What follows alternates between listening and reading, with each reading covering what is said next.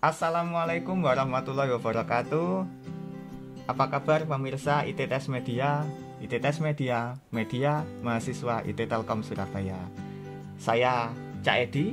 Pada hari ini saya kedatangan tamu yaitu Pak Billy. Beliau adalah Kaprodi atau Kepala Program Studi Teknik Komputer IT Telkom Surabaya. Nah, kita akan berdiskusi Prodi Teknik Komputer. Apa sih Prodi Teknik Komputer itu? Apakah sama dengan informatika ataukah mirip dengan teknik elektro? Nah, mari kita akan bahas bersama Pak Billy. Apa kabar Pak Billy? Alhamdulillah baik Pak Edi. Wah, senang sekali ya. Terima kasih sudah diundang ke sini ya. Lama tidak ketemu Pak Billy ini. Iya, lama sekali. Nah, kira-kira Pak Billy, teknik komputer itu apa sih? Mungkin bisa dijelaskan kepada pemirsa di rumah ini. Ya, baik. Nah, jadi mungkin teman-teman kalau mendengar kata teknik komputer ya, di situ ada komputernya. Nah, yang pasti di situ memang belajar mengenai masalah komputer. Tapi bukan berarti nanti kalau kita kuliah di teknik komputer itu nanti bakalan buka servisan komputer ya. Jadi bukan seperti itu ya. Jadi sebenarnya di teknik komputer itu yang dipelajari adalah teknik elektro dan ilmu komputer, di mana di situ di teknik elektro dipelajari mengenai hardware dan di ilmu komputer dipelajari mengenai software. Nah, jadi menggabungkan antara hardware dan software.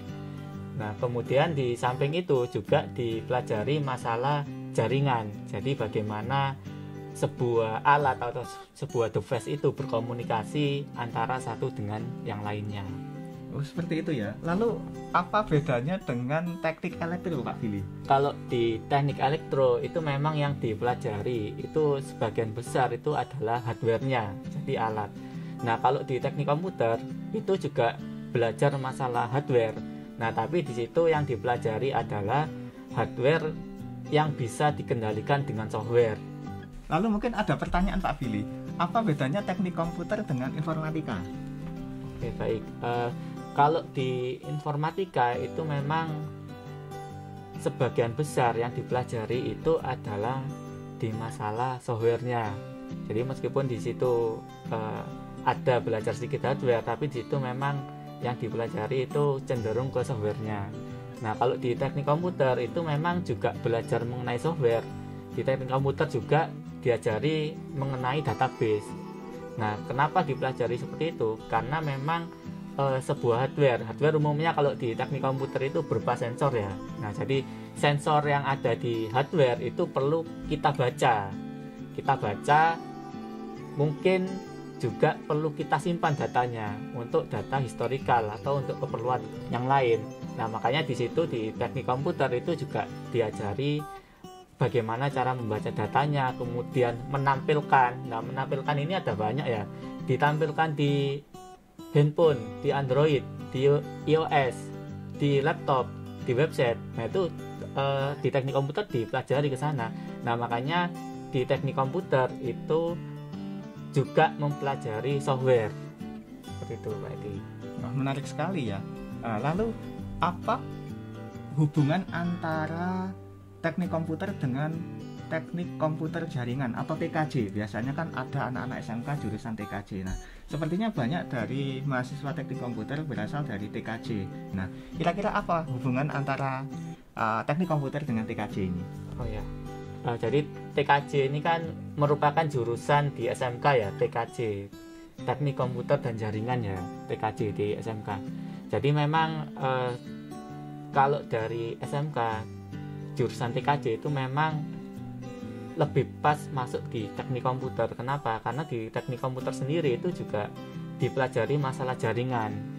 Bagaimana kita mengirimkan data dari sebuah hardware atau dari sensor itu ke tempat yang lain, bisa jadi ke server, bisa jadi ke cloud. Nah, itu diperlukan sebuah jaringan. Jadi bagaimana mengatur komunikasi antara alat-alat yang kita pakai di sebuah industri. Seperti itu, Pak Edi. Berarti kesimpulannya bagi adik-adik siswa-siswa SMK TKJ, teknik komputer adalah salah satu opsi ya? Iya, jadi inline. Jadi apa yang dipelajari sama teman-teman di TKJ itu inline ketika masuk ke teknik komputer. Wah, menarik sekali ya. Nah, mungkin bisa dijelaskan Pak Billy, ini ada sebuah alat nih. Nah, ini mungkin menggambarkan apa yang akan adik-adik siswa nantinya pelajari di teknik komputer ya. Nah, ini alat apa Pak Billy ini? Nah, jadi alat yang ada di depan saya ini adalah alat untuk mensimulasikan sebuah smart home ya. Nah, jadi di sini kita bisa menyalakan dan mematikan lampu dari sebuah aplikasi. Nah, kemudian di sini juga dilengkapi dengan sensor suhu dan sensor kelembapan. Kita lihat di aplikasinya ini ya. Jadi di aplikasi ini menerima data dari hardware ini. Di sini ada sensor suhu. Makanya di sini tampil temperaturnya 23 derajat Celcius dan humidity-nya itu adalah 70%. Nah, ini dapatnya dari sini ya. Kemudian di sini juga ada 2 buah tombol ya. Tombol pertama untuk mengontrol lampu 1. Nah, ini nyala mati. Tombol kedua ini untuk lampu yang kedua. Nah, mungkin alat ini kalau diterapkan di kehidupan sehari-hari ya, ini mungkin digunakan di rumah, yaitu menjadi produk smart home. Nah, kalau kita lihat sekarang produk smart home itu sudah banyak beredar di Indonesia, terutama produk dari luar negeri, terutama Cina ya. Nah, ini sudah banyak mengembangkan produk smart home, dan tentu saja kita tidak boleh berdiam diri ya. Jadi kita tidak boleh hanya menikmati teknologinya, tapi kita juga harus ikut mengembangkan teknologinya. Nah, di sini peran teknik komputer sangat dibutuhkan sekali. Wah, menarik sekali ya Pak Billy ya. Baik pemirsa, tanpa terasa kita sudah di penghujung acara diskusi. Semoga konten diskusi hari ini dapat bermanfaat bagi pemirsa di rumah. Saya Cak Edi dan Pak Billy, kami undur diri. Wassalamualaikum warahmatullahi wabarakatuh.